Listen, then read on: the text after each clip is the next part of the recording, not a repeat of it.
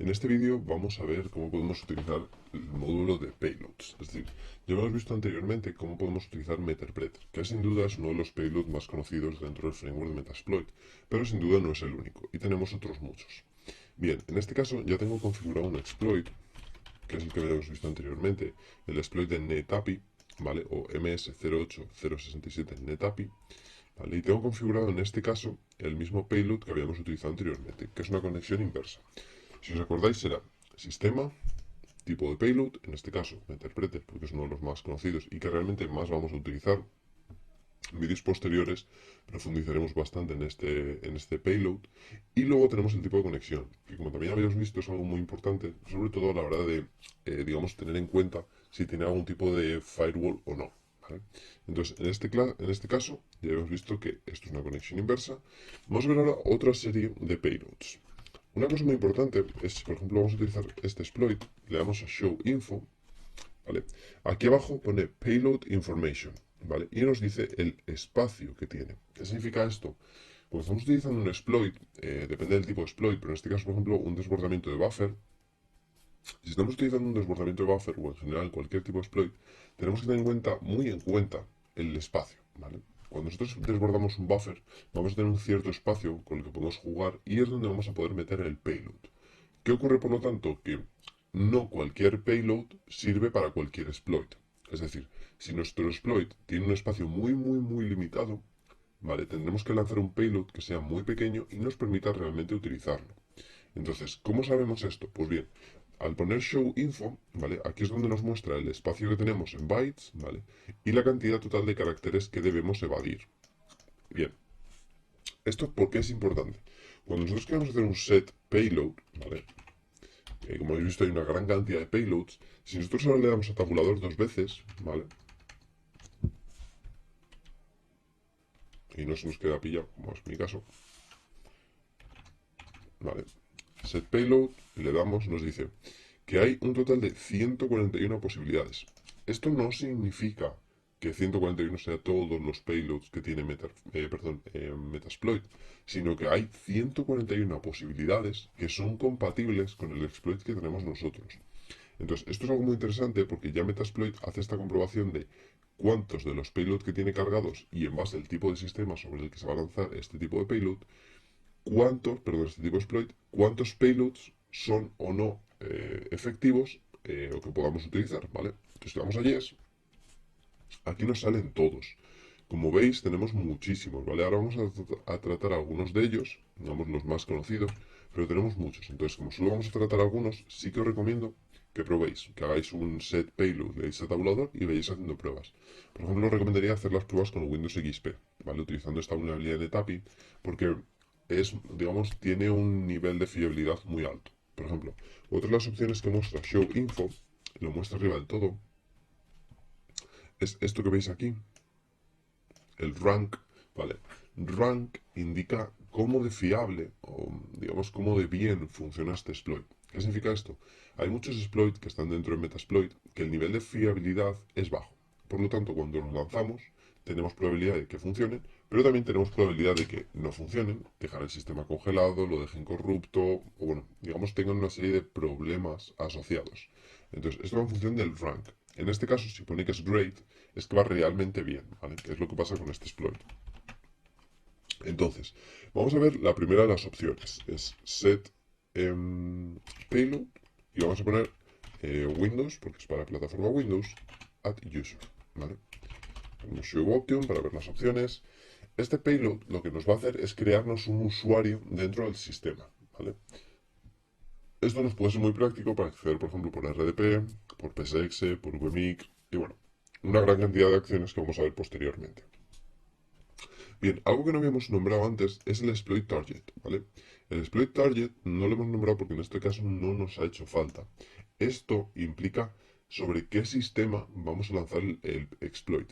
Entonces, en este caso, debido al tipo de servicio que es SMB, y como ya hemos visto antes, podemos sacar información de él y ver qué tipo de sistema es, pues lo puede detectar automáticamente. Si no lo detectara automáticamente, tendríais que hacer show targets, ver aquí todos los targets y definirlo de forma automática. Set target y le definís el target, ¿vale? En este caso sería el 40 porque es un Windows XP SP3 en español. Pero bueno, en este caso no nos hace falta porque realmente puede detectarlo de forma automática y lo detecta bien. Entonces, para configurar este payload, y volviendo a lo que estábamos comentando de utilizar el payload de Windows add user, lo que tendremos que definir será el usuario y la password.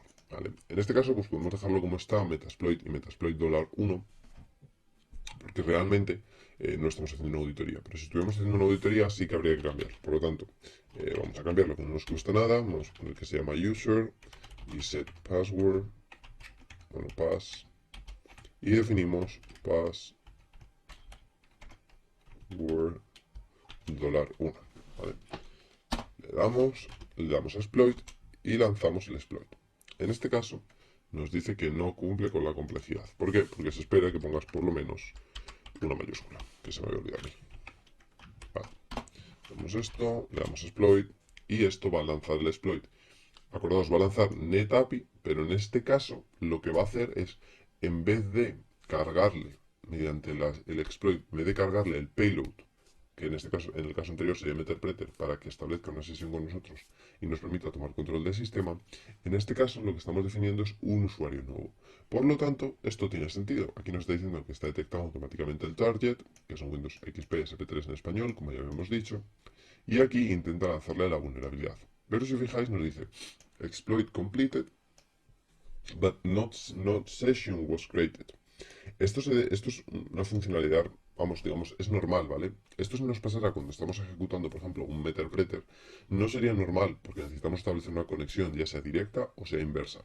Pero en este caso no se está creando una conexión. En este caso lo único que se está haciendo es crear un usuario, ¿vale? Por lo tanto, si ahora nos fuéramos aquí, pusiéramos control user password 2, nos va a abrir los usuarios que tenemos en el sistema, ¿vale? Y si os fijáis, ha creado user, ¿vale?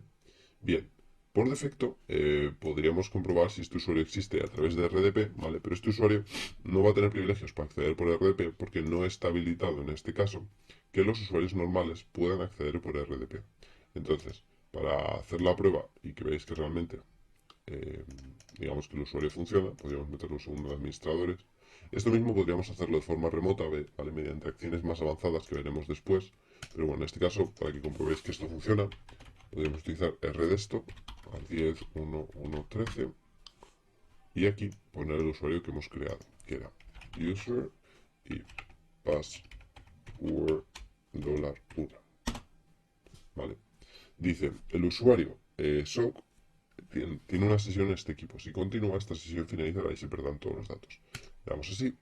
Y en este caso lo que va a haber hecho es que esta sesión la cierra y nos va a abrir una aquí. Entonces esto tenéis que tener mucho cuidado cuando lo hagáis en un entorno real, ¿vale? Ya hablaremos más detenidamente sobre todo esto en la parte de post-explotación más avanzada.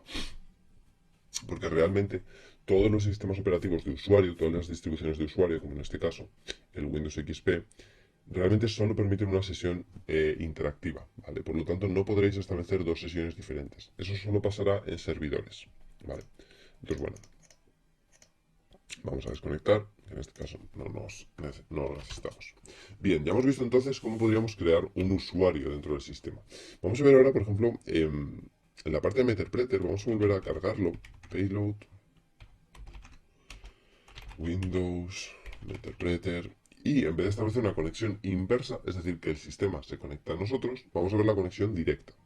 En cualquier caso, es lo que os comentaba, podéis probar muchos más porque tenemos más. Podemos, por ejemplo, crear una conexión directa a través de IPv6, una conexión inversa a través, bueno, mediante TCP y haciendo esto es básicamente que va cifrado, una conexión inversa mediante mediante IPv6. Vamos a poner, por ejemplo, crear una conexión inversa mediante HTTP. Esto es muy interesante, lo veremos también más adelante. Lo que permite es que el sistema vulnerable se conecte a nosotros, tunelizando todo el tráfico por HTTP. Es decir, nuestro equipo va a levantar un servidor web, ¿vale? Va a estar a la escucha, la máquina se va a conectar al servidor web mandándonos todos los datos por ahí y el servidor web se los va a pasar ya a Metasploit para poder controlarlo de forma inversa. Tenemos Reverse HTTPS, que es lo mismo, pero encima con la conexión cifrada. Entonces, bueno, vamos a hacer primero el Bing para comprobar si funcionaría, ¿vale? Una conexión Bing, acordaros que estamos forzando a que el sistema abra un puerto en local, ¿vale? En este caso, como no tiene el firewall habilitado, pues vemos que sí que podemos crearlo. En caso de que el sistema tuviera el firewall habilitado, esto no sería posible y es cuando entonces necesitaríamos, digamos, lanzar un payload que sea, por ejemplo, Windows Meterpreter Reverse TCP. Entonces, por esto es tan importante la fase de numeración, el conocer si tiene o no antivirus, porque posteriormente necesitaremos saber todo esto para lanzar de la forma más afinada posible el exploit que más nos convenga. Vale, vamos a hacer la prueba, por ejemplo, con este, que es muy interesante. Set payload reverse HTTPS exploit. Vale, vamos a explotar la vulnerabilidad. Esto lo que está haciendo, si os fijáis, es levantar un servidor HTTPS en local, en el puerto 8443, le está cargando le está lanzando el exploit, le va a cargar Meterpreter, ¿vale? Y le va a forzar a que Meterpreter se conecte a nuestro servidor web para que éste consulte, digamos, pase toda la información a Metasploit, ¿vale? Como veis, en este caso no ha sido posible, ¿vale? Esto puede ser, entre otras cosas, porque el sistema XP es muy antiguo y da problemas a conectarse por HTTPS. Pero bueno, realmente sería otra de las opciones que tenemos. Luego, podríamos tener otras muchas más. Pero dejadme un segundo que verifique una cosa. Bueno, no pasa nada.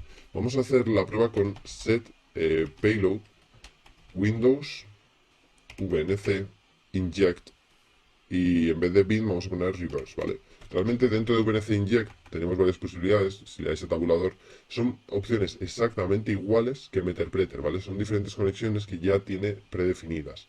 Vamos a hacer un reverse TCP para establecer una conexión inversa. Y lo que vamos a hacer es, mediante esto, bueno, aquí ha dado algún problema, esto puede ser porque el sistema, digamos, lo hayamos dejado un poco corrupto. Normalmente este servicio no provoca que el sistema se caiga, pero sí que puede provocar, ¿vale?, que el servicio se caiga. Y el propio sistema será el encargado de levantarlo cada X tiempo, ¿vale? Pero bueno, realmente no es un problema. Si veis que da algún fallo o cualquier cosa, os recomiendo probarlo un par de veces, pero si veis que realmente no funciona, resetear esta máquina, ¿vale? Porque puede ser el problema de este equipo, que se haya quedado el servicio colgado. Otra opción que tendríais sería reiniciar de forma manual el servicio. Pero personalmente yo recomiendo que lo reiniciéis porque es una máquina virtual que arranca muy rápido y os va a permitir realizar todas las pruebas sin ningún tipo de problema, ¿vale? Entonces vamos a cargar ahora el VNC Inject, que ya debería, digamos, estar disponible el servicio, porque no debería ser necesario autenticarse. En cualquier caso, vamos a autenticarnos.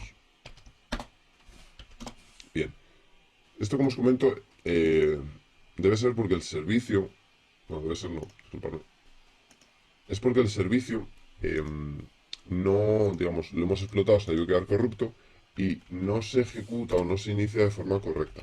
Entonces, el sistema cada X tiempo pasa comprobaciones para verificar si todos los servicios están o no habilitados de forma correcta o están dando fallos. Entonces, lo que podéis hacer es eso, es esperar, ¿vale? Porque en este caso veis que solo con esperar ya ha funcionado. El sistema habrá realizado una comprobación y lo ha vuelto a levantar. En este caso, el VNC Inject lo que está haciendo como payload es cargarle al sistema una rutina, ¿vale?, para que nos permita de forma remota, en este caso, ¿vale?, reverse TCP, establecer una conexión para gestionar el equipo. Es decir, si ahora mismo cierro esta ventana, ¿vale? Bueno, esto le cuesta un poco más porque va un poco con retraso, pero si os fijáis, estamos viendo exactamente lo que está haciendo el usuario, ¿vale? Entonces, podríamos analizar el comportamiento o incluso realmente podríamos cerrarle la ventana. Entonces, bueno, esto es un payload que está muy bien, pero está muy bien sobre todo a la hora de, digamos, espiar al usuario, identificar su comportamiento, qué es lo que está haciendo, etc. A la hora de ejecutar cosas no, porque no es discreto, es decir, al final la persona que esté al otro lado va a estar viendo lo que hacemos. Entonces, bueno, es otro payload que junto con Meterpreter y los usuarios es muy utilizado, ¿vale? Y luego, obviamente habrá que tener en cuenta qué tipo de conexión queremos establecer. Y vamos a ver un último payload que también es muy utilizado, que sería la shell, ¿vale? Esto digamos que es la versión light, de alguna manera, de Meterpreter. Es decir, con Meterpreter nosotros tenemos un troyano que le hemos ejecutado directamente en memoria al sistema vulnerable y estamos estableciendo una conexión con él, ya sea reverse, o sea, inversa o directa, para tomar un control muy potente de ese sistema, ya que tiene una gran cantidad de funcionalidades, como veremos a posteriori. Pero otra funcionalidad que también es posible es ejecutarle como payload una shell, ¿vale? Es decir, que directamente nos dé una shell del sistema. Si yo aquí hago un whoami, no sé si lo tiene instalado, no. Bueno, podemos hacer, por ejemplo, un dir, ¿vale? Esto nos saca todo el directorio. En este caso no he elegido muy bien la ruta. Si hiciéramos aquí el dir, pues podríamos entrar dentro de, por ejemplo, Windows. Hacemos un dir, y aquí podemos entrar dentro de user. Entonces, bueno, digamos que podemos navegar por el sistema. Pero ¿por qué realmente este es uno de los más utilizados? Pues porque, igual que cualquier payload, nosotros podemos utilizar el background.